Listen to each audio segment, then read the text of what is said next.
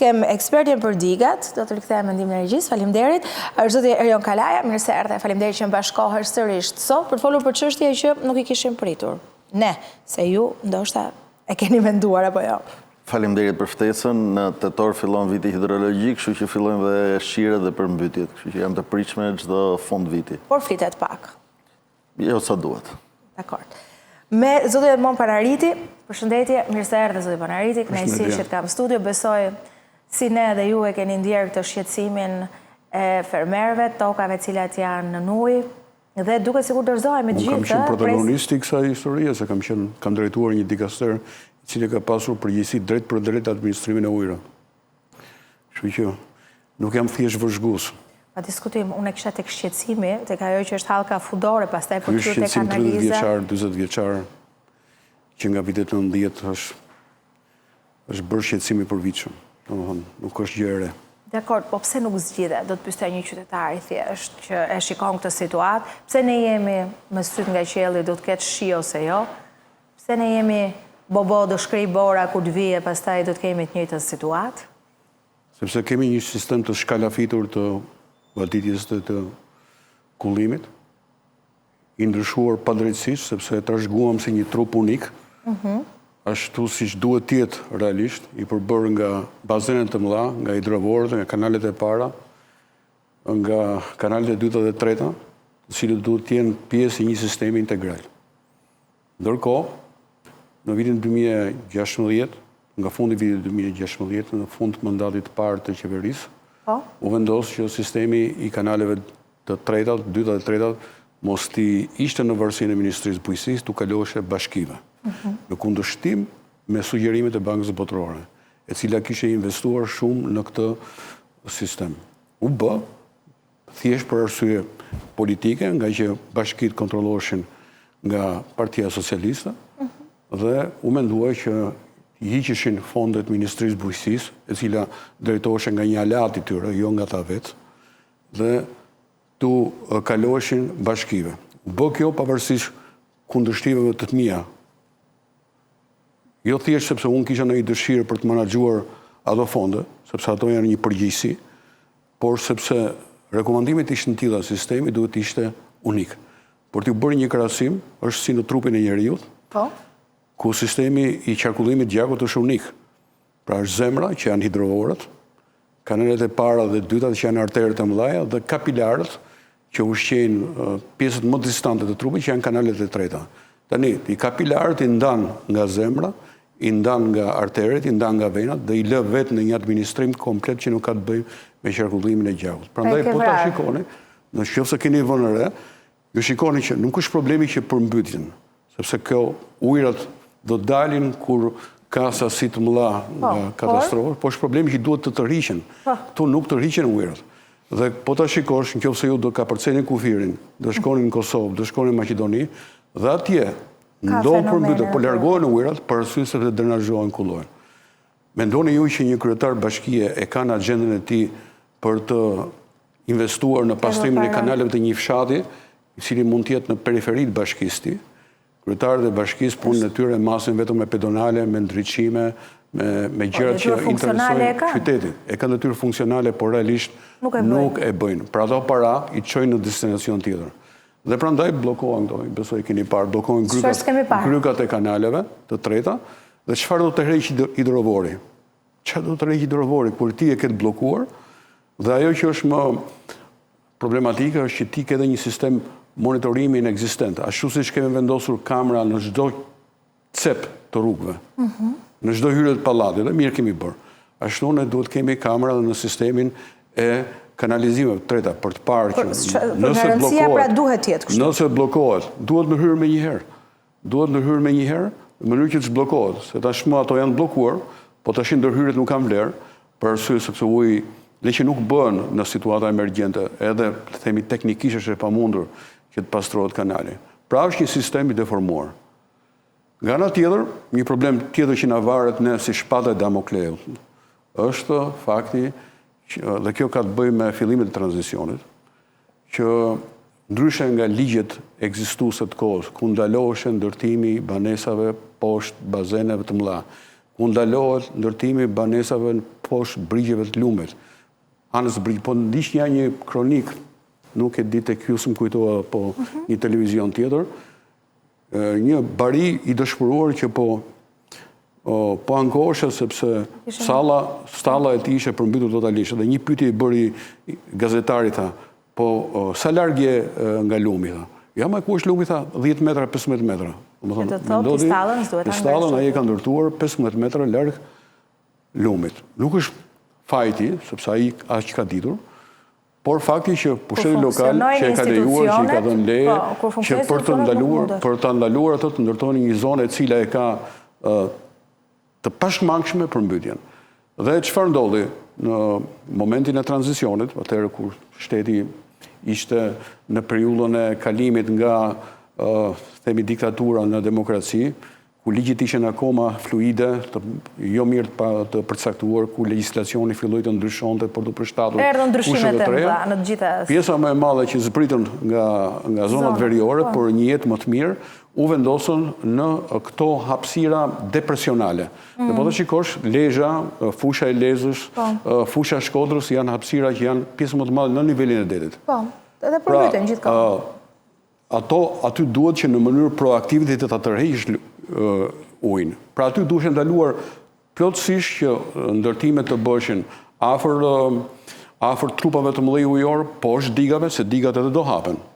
Normale. Po, sepse është e nevojshme. Kështu që përveç asaj që të vijë nga qielli, do të vijë dhe një sasi e madhe që do të vijë nga diga.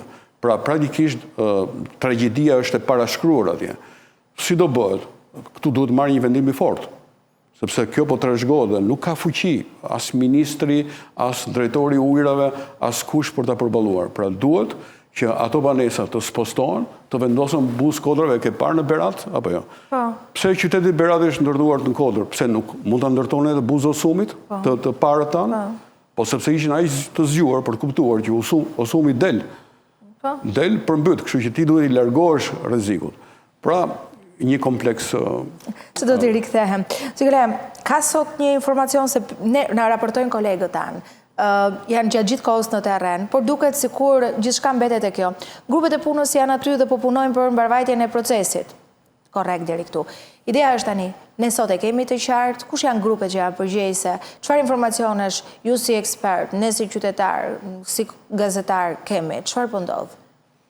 Atëherë, përgjegjësia është me nivele dhe në këto nivele që janë, përgjithsisht është drejtoria e emergjencave civile që merret me menaxhimin e këtyre situatave.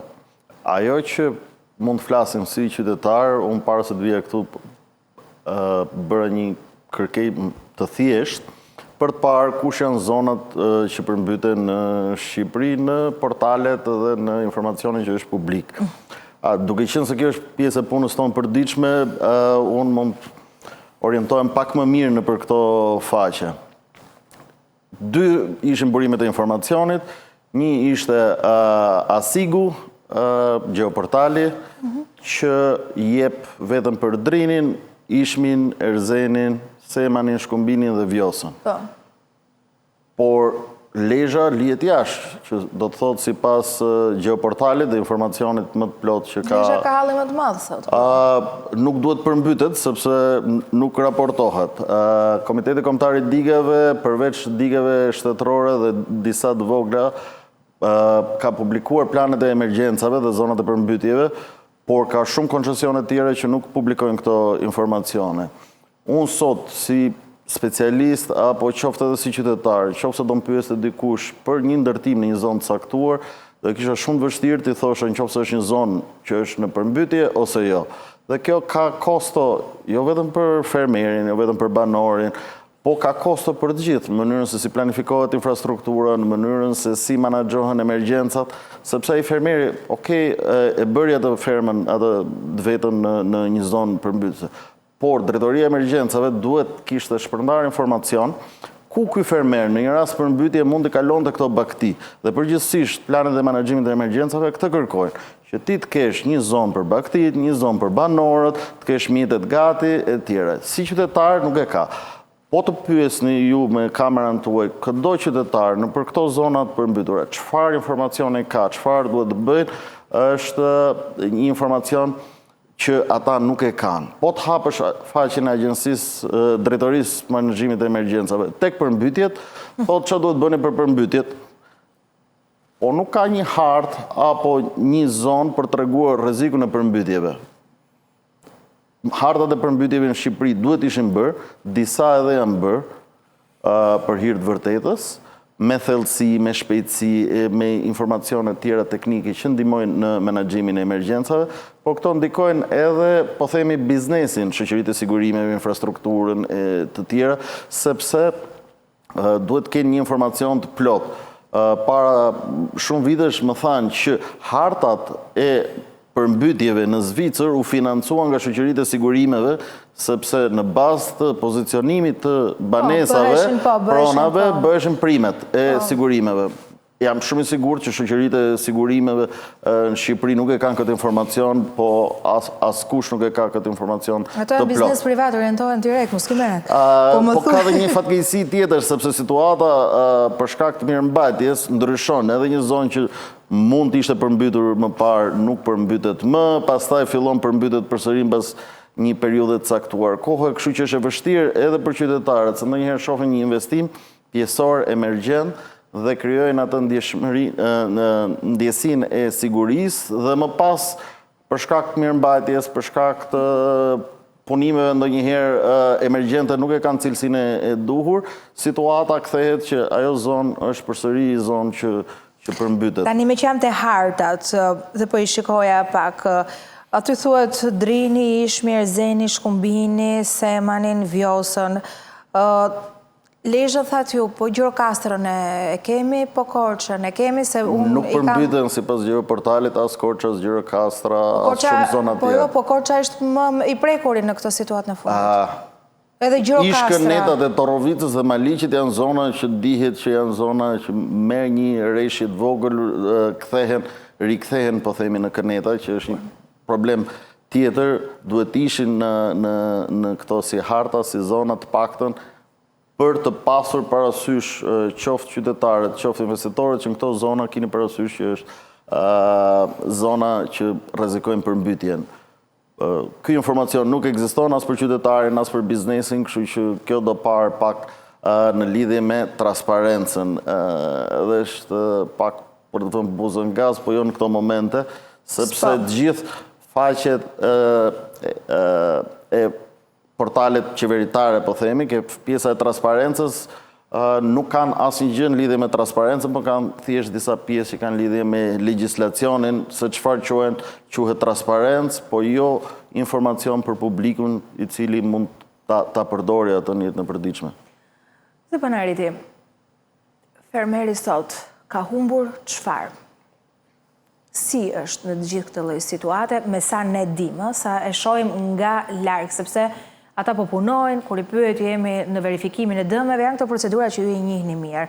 Po lejo ta bëj pyetjen duke e parë nga ekspertiza, nga njohja, dija që ju keni. Çfarë është shkaktuar? Unë mendoj që janë grupet ato që ta vlerësojnë shkallën e dëmit, po duke gjykuar edhe nga këto pamje që unë shikoj këtu. Në radhë parë, në rast se uji qëndron në parcela më shumë se 3 ditë, që ka ndodhur, praktikisht prodhimi kalbet. Nuk mundet të llogarisësh më fitim nga i prodhimi. Dhe prandaj tash nuk është problem përmbytja, është largimi i ujit, se përmbytja ndodh kudo. Po duhet të tarrejësh ujin në mënyrë që të mos qëndrojë më tepër se 24 orë ose 72 orë. Gjë që ndodh në vendet fqinj, ndodh në Maqedoni, ndodh në Kosovë, shkoni tash i njëjti shikaron atje. Nuk ke përmbytje në tokat në parcela, se është tërhequr, është përmbytur, por përkohësisht pastaj sistemi ka funksionuar e ka drenazhuar. Tani që flasim, ne i kemi përsëri tokat në ujë. Pa llogaritur pastaj që kemi dëmen të mëdha në blegtori. Kuptimin që blegtoria na lëngon, e kemi trajtuar dhe së bashku. Pa llogaritur faktin që ajo është përgjysmuar tashmë. Po pra. Nga kostot e larta, nga mungesa subvencione, po ta lëm këto. Tashmë është një dram tjetër shtesë, nga fakti që edhe sikur ta ketë shpëtuar ai baktin, ka ikur baza ushqimore. Me çfarë do ta ushqej? Unë po shikoja në intervistë një blegdor që thoshte që nuk kam me çaj ushqeta. Gjithçka kam humbur. Nuk kam me çaj ushqeta. S'kam edhe ku i çojta, se tashmë edhe ndimër, kullotat nuk janë Kështu që nuk kam e çfarë u dhe ishte shumë i dëshpëruar, priste që themi shteti nga rezervat shtetërore ta furnizonte me barë të thata apo me foragjera, nëse kishte, po që s'kan realisht, kështu që edhe ato që kanë shpëtuar nga mbytje rrezikojnë ngordhin. Pra, është një dramë e cila është pjesë e një zinxhiri dhe që është ciklik. Ne këtë historira i shohim për vit. Nuk ka vit që ne nuk i shohim. Dhe duhet kapur rrënja e problemit. Pra, emergjencën civile bëjnë aq sa mundet. E dyta, unë përmend këtu që normalisht nuk funksionojnë nga skemat e sigurimeve. Se para punës nuk merr njeri të siguroj një parcel e cila është buzlumit. Nuk ka agjenci sigurimi. Sërrin, nuk qëndron, është risku permanent. Edhe madje as nuk e llogarit fare edhe me primet larta, sepse është 100% e sigurt që ai do të dëmtohet. Në këtë pikpamje duhet një zgjidhje radikale. Dhe unë jam i bindur sepse unë kam biseduar me ata banorë. Ata duan të ikin prandaj. Duan të ikin. Se dhe për ta është një, po s'kan ku ikin, sepse nuk kanë mjete financiare për ta spostuar banesën e tyre apo pronën e tyre. Dhe shteti tash duhet mendoj për t'i spostuar ata në zona më të sigurta, në Kodër, dhe të largohen. Në këtë mes do liroj padyshim edhe tokat bujqësore, po do liroj edhe kanale, se një pjesë e tyre ka ndërtuar mbi kanale. Po. Bllokojnë natyrisht duke hedhur mbeturina të mungesë të rritë, grumbullimin e mbeturinave edhe kanalet e treta. Pra duhet një zgjidhje, është një zgjidhje shtrenjtë, por është vetëm një zgjidhje. Dhe sa herë që unë grija këtë histori tunë në supet, sepse askush nuk do të marrë përsipër, por nuk ka zgjidhje tjetër kur bëhet fjalë për zhdukjen e një kanceri, se ky është një kancer. Ti duhet të ndërhysh në mënyrë radikale duke hequr dhe pjesë të indit të shëndosh. Nëse do t'japësh zgjidhje. Ndryshe pastaj do vazhdosh përsëri me këtë cikël, ata do përmbytjen, ti do çosh trupa inspektimi për të bërë vlerësime, në letër do t'ja kalosh letrën ministrisë, si thon kur të kemi, ndërkohë letrat kanë vite të tëra që janë stivosur atje. Ose do të rikthehem tek dëmi, po kam shumë shkurt reklama e duhet jem dhe unë korrekt me ta, me partnerët, dhe rikthehem pas pak.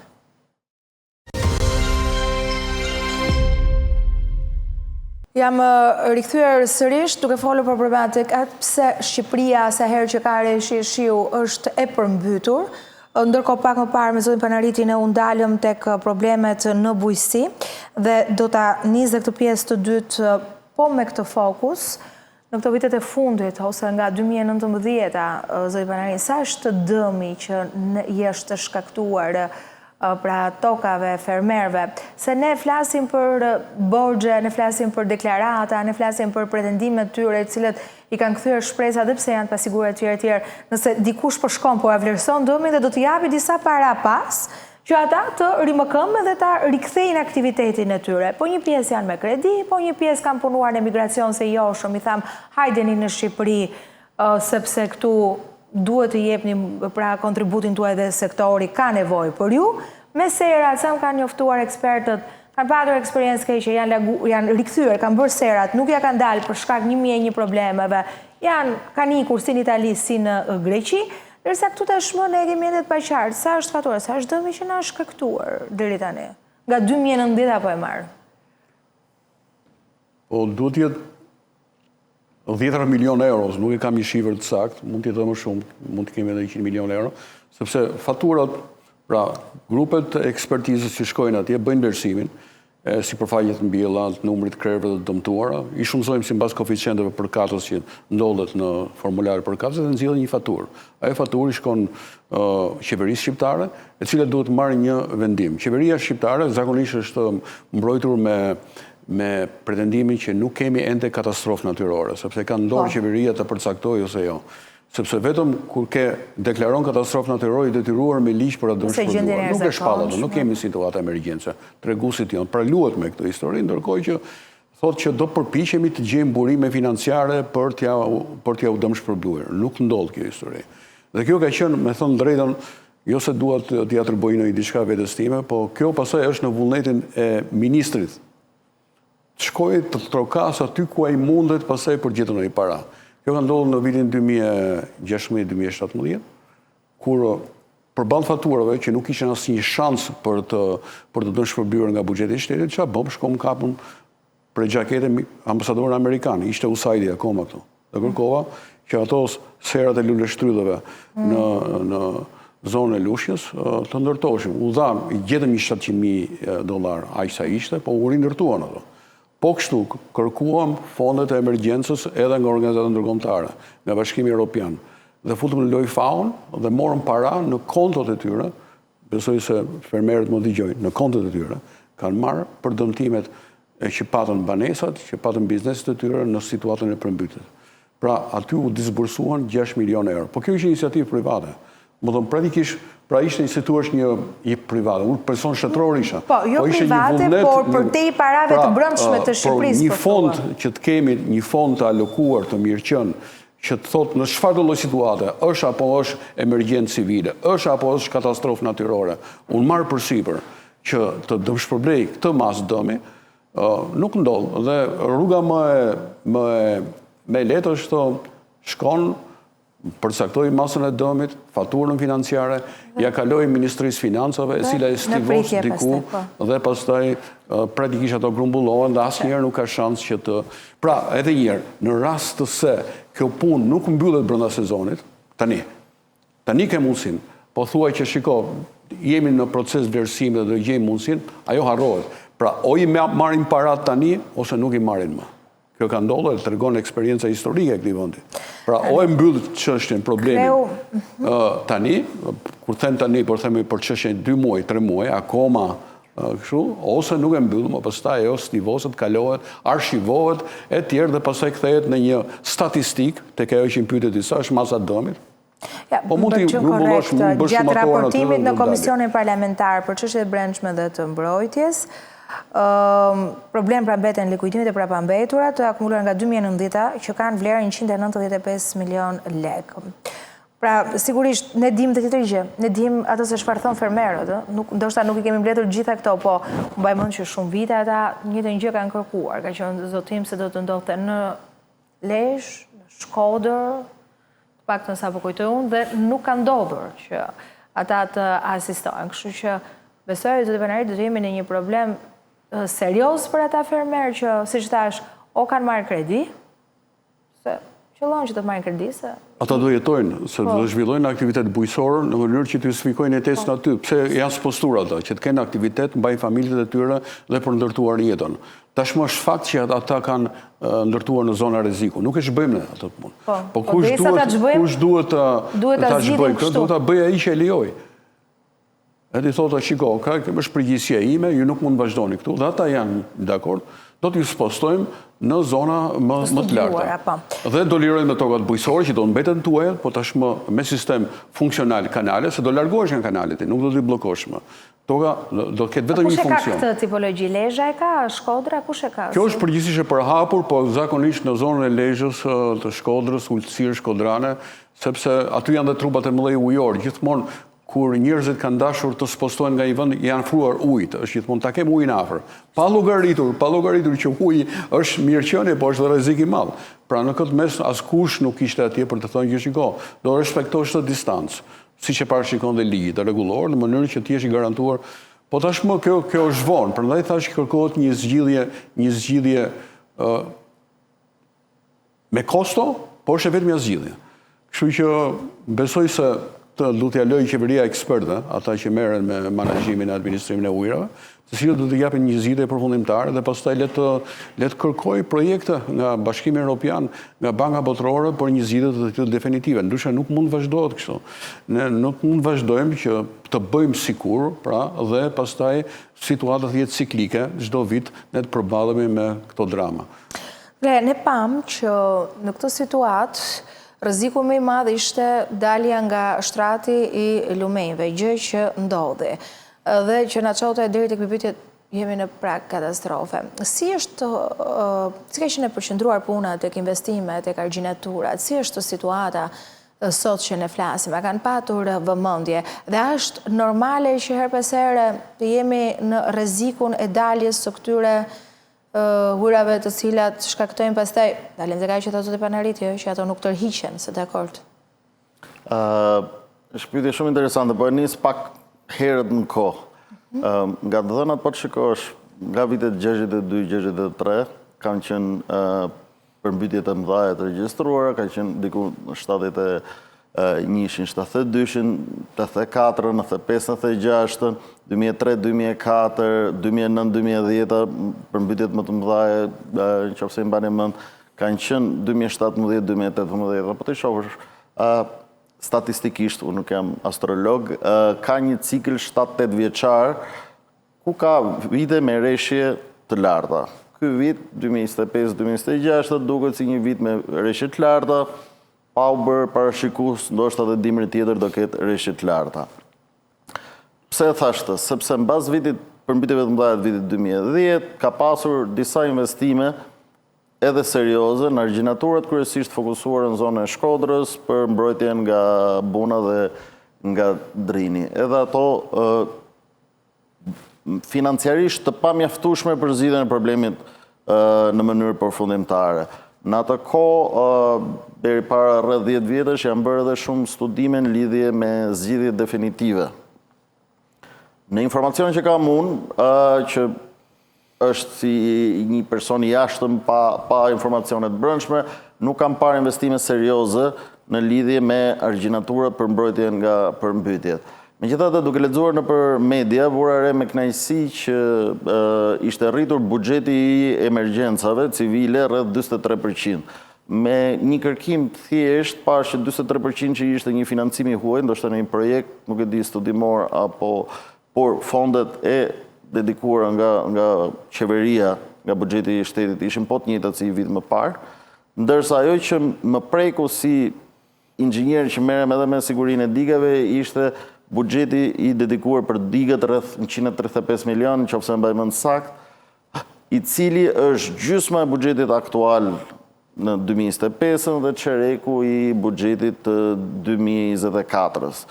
Dhe me informacion jo formal, më thanë që është fokusuar vetëm për mbylljen e projekteve të nisura. U përmend pak më parë që bashkitë kanë këto përgjegjësi, unë nuk di ta bëj vlerësimin, a ishte vendim politik apo është vendim teknik, po faktit po tregon që reforma territoriale i ka dhënë bashkive më shumë kapacitet se ato mund të mbajnë. Për çështjen e digave është një problem shumë serioz sepse ata nuk kanë kapacitete fare. Drejtoria e emergjencave kërkon edhe për këto fonde, për këto projekte, që bashkitë t'i paraqisin projekte. Dhe bashkitë që janë më problematike, që mund të kenë diga me çështje më të mëdha të sigurimit, janë dhe ato bashki që ndonjëherë kanë edhe stafe teknike më të dobta dhe nuk mund ta bëjnë dot atë. Që sidomos çështja e digave, argjinaturave, strukturave të mëdha që kanë bëjnë jo vetëm me prekjen e një zone caktuar, po me një ndikim të madh edhe në popullat edhe në ekonominë e vendit, kërkon një rol më aktiv, po themi qendror, minimalisht në rang projektesh edhe studimesh. Duhet bërë domosdoshmërisht harta e përmbytjeve duke përfshirë të gjitha zonat, urbane dhe rurale. Përfshirë edhe Tirana, që përmbytet nga shirat. Duhet bërë se s'bën një projekt për argjinaturat, ose të rifreskohen, janë disa projekte më të fundit, janë rreth para 10 vjetësh, po të rishikohen. Dhe më pas të planifikohen fonde. Mënyra e planifikimit të fondeve është kërkojnë fonde serioze, jo me pjesë të cilat ndoshta me një financim të huaj ose me planifikim të mirë buxhetit duhet planifikuar vit pas viti. Në mënyrë që banorët, bizneset e një zone të caktuar të fillojnë edhe ta ndjejnë veten që po u bën investimet në këtë zonë dhe kalojnë pastaj investimet në zonën tjetër nëse është e pamundur të bëhen gjitha paralelisht. Por faktikisht situata është nga vitet 90 deri në sot, po të njëjtat zona që kanë patur problematika përmbytje, po ato janë mos shtohen. Ndodhi në Sarandë që me rreshjet e shiut dhe me problematikat e shumta, se pa me zoj panariti nga ana e bujqësisë blegtorisë, sa atje u prekën shumë në fakt, ndodhi dhe diçka tjetër. U ndërprej ujë i pishëm në rubinetë sepse pati problem impianti dhe pati dyshime për bashkimin, ose dyshime mua drejtori që është kompetenti Sarandës më tha këtë në transmetim drejt për drejt, por që ndodhi sepse u përzin ujrat e zeza me ujrat normale, me ujrat e bardha që i themi ne. Tani, kjo sa e rrezikshme është normale që në 2025-ën që po i numëron ditët mbrapsht, 2026-ën ne të kemi përfshihet kur kemi pra situata të tilla dhe kjo mund të ndodhë si ekspert, si e shikon. Se tek qytetarët kjo përhap panik, pa diskutim. Pavarësisht se ata e zgjidhen, ndërpren një burim që ishte i rrezikshëm, lanë furnizimi me orë të pjeshme, furnizuan, siç u thatë paktën zyrtarisht me ujë të pishëm, por Saranda për shkak ka probleme pas herë këtë çështjen e ujrave të zeza, nuk është se ka sa i rrezikshëm është nuk është pyetje, domethënë përzierja e ujrave të pishme, ujrat të zeza është rreziku maksimal që mund t'i japësh për sigurinë e jetës dhe infektimin e një popullate. Ne kemi folur bashkë edhe në televizionin tuaj në lidhje me cilësinë e ujrave sipërfaqësore, e cila ka degradim thuajse në gjithë Shqipërinë me ndotje me fekale, Escherichia coli, Enterokoku e tjera. Sa normale është, presupozoja që edhe pse mund ketë përmbytye, mos ndodhi. Jo, edhe kur bie reshje shiu, procedurat e ujësillësave, sidomos kur marrin nga kaptazhe ujëra sipërfaqësor ose devijojnë ujëra nga lumenjtë apo nga rezervuaret, duhet ta ndërpresin ose të kontrollojnë turbullirën minimalisht të ujit, sepse reshjet sillin dhe lumra. Kur janë pranë zonave të banuara, kur është problemi real që ndodhet në Shqipëri çështja e mbetjeve, kur është problemi real që në Shqipëri që 55% e territorit mbulohet me kanalizim të ujrave të zeza, problematika bëhet vërtet serioze dhe nga ana ime falenderoj drejtorin që ka ndaluar furnizimin me ujë më mirë pa ujë se sa me një ujë të ndotur, i cili mund të lërë gjurma ndotje për një kohë më të gjatë edhe në rrjet. Kështu që teknikisht ka vepruar drejt edhe besoj drejtori nuk ka pas mundësi tjera për të vepruar. Po kjo është një situatë që duhet ta kenë shumë vëmendje institucionet shtetërore, me që po bëhet dhe reforma e gjithë ujësjellësave tani. Qartë. Ne trumbetojmë të madhe që po shkojmë në Bashkimin Evropian, është një rrugtim politik ka hershëm, por që edhe mund konkretizohet. Pa hyrë në këtë debatin, jemi gati si jemi gati në vijat përgjithshme. Qetësimi është ky. Bujësia, si shkon në Bashkimin? Çfarë do t'i ndodhi fermerit që ne nuk e dim se sa konkurrues mund të jetë, nuk e dim çfarë përgatitjesh janë bërë, ku kanë shkuar parat deri tani, sa i takon parave që nga kanë dhënë të huaj, po dhe parat e brenda për ta zhvilluar dhe për që një sektor i qëndrueshëm, kur shkojnë dhe t'jemi përballë atyre fermerëve të frikshëm për nga potenciali që ata kanë apo se çfarë vendi zë në treg. Shto këtu edhe këto hallet të tanishme që unë nuk e di sa të vogla dhe të mëdha janë. Si shkon fermeri shqiptar në familjen në Bashkimin Evropian? Që thelbi i gjithë këtij ngërshi që bujësia shqiptare po përjeton, pra me humbin e konkurrueshmërisë së saj që lidhet me financimet e pakta, me një sistem fiskal që pavarësisht me këto përpjekjet e vogla jo rimbursimi 10% të vëshës, përsëri mbetet shumë i disfavorshëm, thelbi është prona.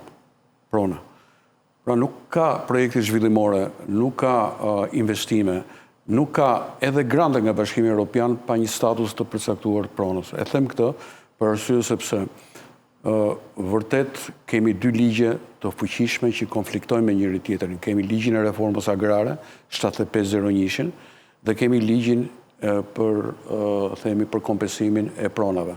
Pra pronarët e vjetër kanë të gjithë drejtën në bazë kushtetuese, drejt kushtetuese dhe drejt pronës për të marrë në zotërim pronën e tyre.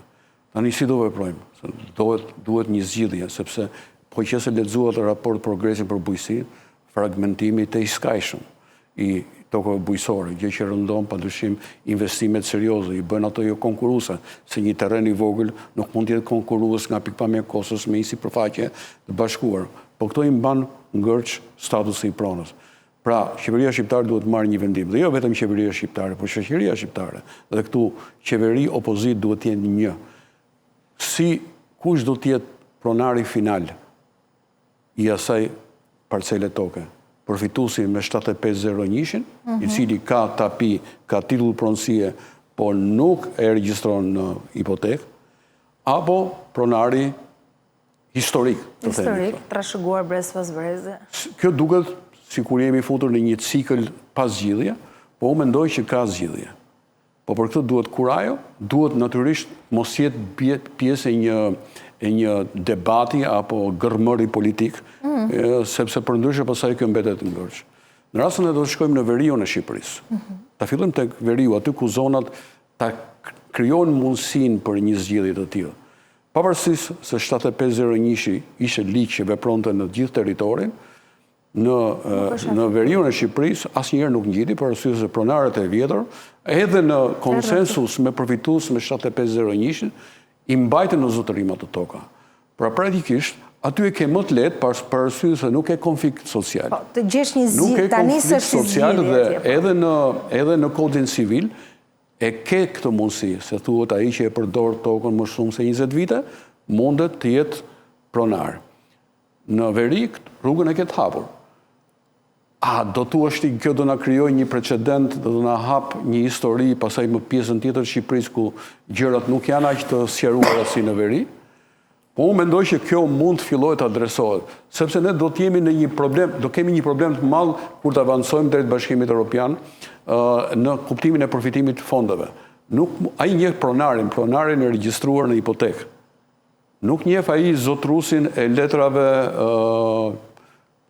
përdorusin e tjerë. Pra normalisht po ta shikosh si kriter në disbursim është prona e regjistruar në hipotekë, e cila pastaj përveç faktit të mbështetjes financiare nga Bashkimi Evropian të jep edhe mundësinë e burimeve të tjera të financimit. Në rast se je pronar me letra, ti aplikon për kredi në bank. Po kush i jep kredi atij që ka tapi? Jep njëri kredi. Shko tek banka dhe thuaj urdhëro, kjo është tapia dhe më jep kredi. Thot, zotëri, je pronar apo nuk je pronar? Prandaj është një çështje që duhet zgjidhur. Dhe kjo është çështje më madhore, e cila padyshim është në presionin e dy ligjeve që përplasen, 7501 dhe ligji për kthimin e kompensimit të pronave, po duhet zgjidhje. Nuk mundet kjo të kaloj kështu që janë krijuar, do krijohen komisione, do bëhet sikur, madje edhe kryeministri para 5-6 vitesh, kur doli tha, i kërcënoi shefat e hipotekave dhe tha që duhet patjetër këto ti regjistrosh. Mi po ta se regjistrojnë për arsye sepse janë kundra ligjit, nuk është kollaja ajo. Që ti thosh ti tash merret këtë dhe sepse ndërkohë ke një proces tjetër të hapur gjyqësor, pra ai hipotekës nuk mundet të bëjë një hap të tillë pa u zgjidhur kjo nga pikpamja juridike. Pra duhet të krijosh premisat për një zgjidhje të tillë. Po e përsëris këto e kam përsëritur sa u lodhëm, ndryshe ne do sillemi, është një shprehje si kali në lëm, dhe nuk do të zgjidhim këtë çështje e cila mban peng natyrisht edhe financimet e fuqishme që bujqësia shqiptare do të përfitonte, qoftë nga grandet europiane, qoftë nga krediti bankar, i thuat i tash bankave, jepi kredi bujqësinë. Kredi, biles ke vendos ato fondet garanci sovrane, e provuam ne garanci sovrane 2015. Dhe kur ja u tham bankierët shikonin orën, kështu domthon. Edhe dikush hapte gojën, sepse e dinin që ajo punë nuk funksiononte, nuk mundesh. Kështu që po mbërrim në fund, le të bëj një pyetje. Sot që ne flasim, jemi të rrezikuar nga ndotja e ujrave që vinë në rrëbunetat tonë sipas këtyre përmbytjeve, mora shkas nga Saranda që është zgjidhur besoj fort për këtë, po ideja është kuptojmë megjithëse se kemi sjellë her pas here këtë shqetësimin dhe besoj është shqetësim që vjen çdo familje, kështu që rast pas rasti nga lloji i ujësjellsave, nga lloji i marrjes ujit, nga lloji i rrjetit, sa i amortizuar është rrjeti i shpërndarës, është një rrezik real mbas çdo rreshje, aq më tepër kur dhe ambienti përreth ka stimuj ndotje. Dhe sidomos në rastet ku ka probleme serioze miksimi i ujrave bardha, po themi me ujrat e zeza apo me ujrat gri. Kështu që pas çdo rreshje dhe përmbytje një kujdes i shtuar nuk do bënte keq. Faleminderit që ishit me mua në studio. Faleminderit ju.